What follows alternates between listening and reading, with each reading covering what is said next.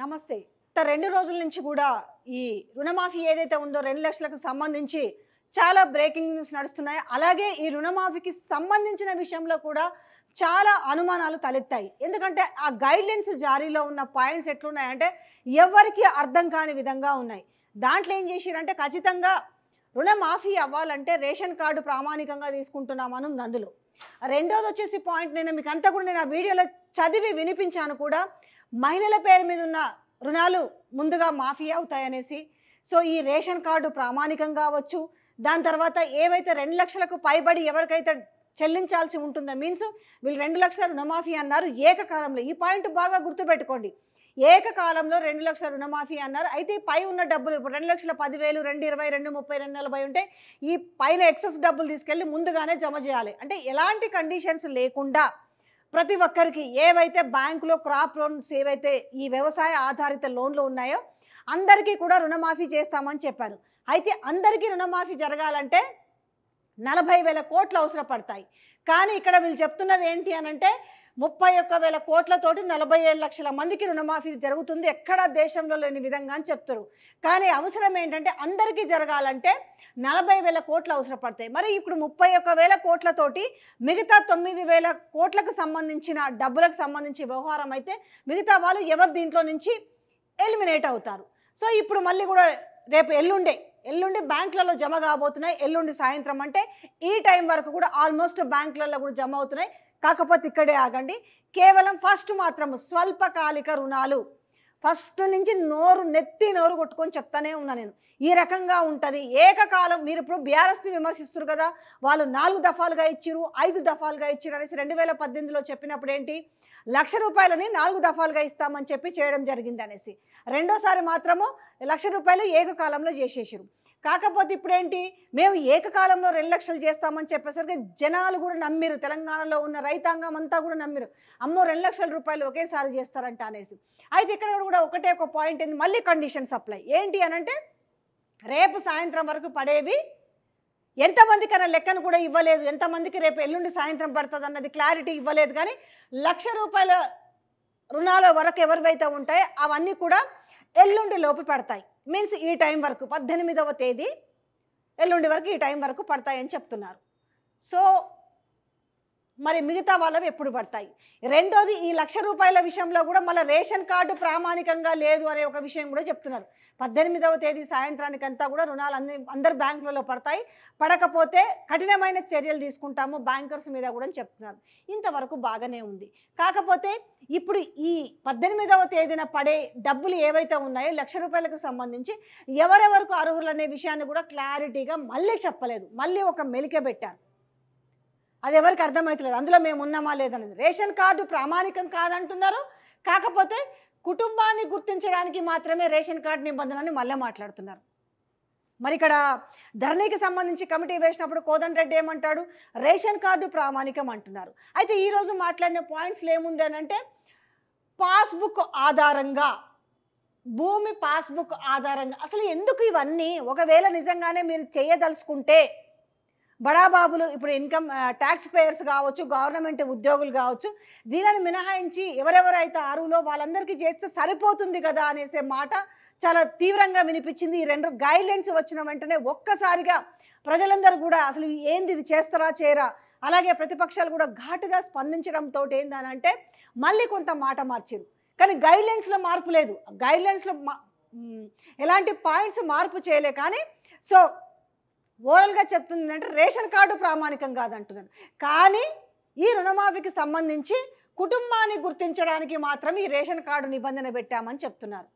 So ఎటువైనా ఫైనల్గా కనిపించేది ఏంటంటే ఈ రుణాలు మొత్తం మాఫీ అయ్యేంత వరకు ఒక క్లారిటీ వచ్చే అవకాశం అయితే కనిపించట్లేదు. మీరు ఏకకాలంలో 2 లక్షల రుణమాఫీ అని చెప్పి మళ్ళీ ఒక కన్ఫ్యూజన్కు తెరలేపారు. ₹1,00,000 చేస్తామంటారు. ఎందుకు మరి? ఒకసారిగా ₹2,00,000 చేయొచ్చు కదా అనేసి ఆల్రెడీ ప్రజానీకం అంతా కూడా అడుగుతున్న నేపథ్యంలో సో ఎల్లుండి 18వ తారీఖు సాయంత్రంకి ఈ అందరి ఎవరెవరైతే అర్హులు ఉంటారో వాళ్ళ అకౌంట్లో ఇది పడుతుంది. ఇంకొక పాయింట్ ఏంటంటే రేషన్ కార్డు ఆధారంగా ఇక్కడ ఈ ₹1,00,000 సంబంధించి ఏదైతే ఇప్పుడు ₹1,00,000 ఉన్నాయి కదా, ఈ రేషన్ కార్డు ఆధారంగానే ఈ స్వల్పకాలిక రుణాలు మాఫీ. రేషన్ కార్డు ఆధారంగానే చాలామంది కమెంట్స్లలో మేము చాలా క్లారిటీ ఇచ్చినప్పటికీ ఇందులో గోల్డ్ లోన్స్ అయితే అవ్వవు, తర్వాత కుటుంబంలో మహిళల పేరు మీద ఉన్న లోన్లు ముందుగా మాఫీ అవుతాయి. సో వాళ్ళు ఇచ్చిన గైడ్లైన్స్లో పాయింట్ చెప్తున్నా. సో ఈరోజు చెప్పిన పాయింట్లలో ఈ రేషన్ కార్డు ఆధారంగా స్వల్పకాలిక రుణాలు మాఫీ అవుతాయి. ఇంకొక పాయింట్ వచ్చేసి భూమి పాస్బుక్ ఆధారంగానే, అంటే ఈ పాస్బుక్ లేకుండా రుణాలు గతంలో తెచ్చుకున్న వాళ్ళ సంఖ్య కూడా ఉంది కాబట్టి వాళ్ళకి ఇది వర్తించదు. సో ఇందులో ఫిల్టర్ అవ్వుకుంటూ పోతారు. ఇక్కడ రేషన్ కార్డు, తర్వాత పాస్బుక్. సో ఇక్కడ ఏం చెప్తారు ఇంకొక పాయింట్ మళ్ళీ, అంటే ఏమంటారు చూడు, తలకాయని బట్టి నీ నెత్తెంత గట్టిదమ్మా అడిగినట్టుగా ఇక్కడ మాత్రం ఏమంటున్నారంటే, మేము జస్ట్ ఒకవైపు ఏమో ఇక్కడ క్లియర్గా చెప్తున్నారు, ఈ స్వల్పకాలిక రుణాలు మాఫీ కావాలి 1,00,000 రూపాయలు అంటే రేషన్ కార్డు ఆధారంగా అంటారు. మళ్ళీ ఇక్కడికి వచ్చి ఇదే పాయింట్ చూస్తే జస్ట్ కుటుంబాన్ని గుర్తించడానికి, ఆ కుటుంబంలో ఎంతమంది ఉన్నారు ఏంటి ఇదంతా దాన్ని బేస్ చేసుకోవడానికి మాత్రమే సో రేషన్ కార్డు నిబంధన అంటున్నారు. తర్వాత ఈ ఏదైతే ఖాతాల్లో 18వ తారీఖు సాయంత్రం వరకు ఖాతాల్లో జమ చేయకుంటే అంత డబ్బులు కాదు, కేవలం 1,00,000 స్వల్పకాలిక రుణం సంబంధించి వాళ్ళపైన చర్యలు తీసుకుంటారంట. ఇంకొక నిబంధన కూడా ఉంది, ఈ పిఎం కిసాన్ నిబంధనలు కూడా గతంలో ఆల్మోస్ట్ స్టార్టింగ్లో వచ్చిన దానికి ఇప్పటికి ఇంతకుముందు 36 లక్షలకు పైగా వస్తే 36 లక్షలకు అంతే, ఏది ఇది 5 ఎకరాల లోపు ఉన్న వాళ్ళకి మాత్రము ఈ పిఎం కిసాన్కి సంబంధించిన మోడీ డబ్బులు అంటుండే వాళ్ళు కదా, ఈ 3 దఫాల్లో 6,000 రూపాయలు వచ్చేవి. సో వాళ్ళని కూడా దీన్ని కన్సిడర్ చేస్తారు ఖచ్చితంగా ఈ 1,00,000 రూపాయల రుణాలకు సంబంధించి.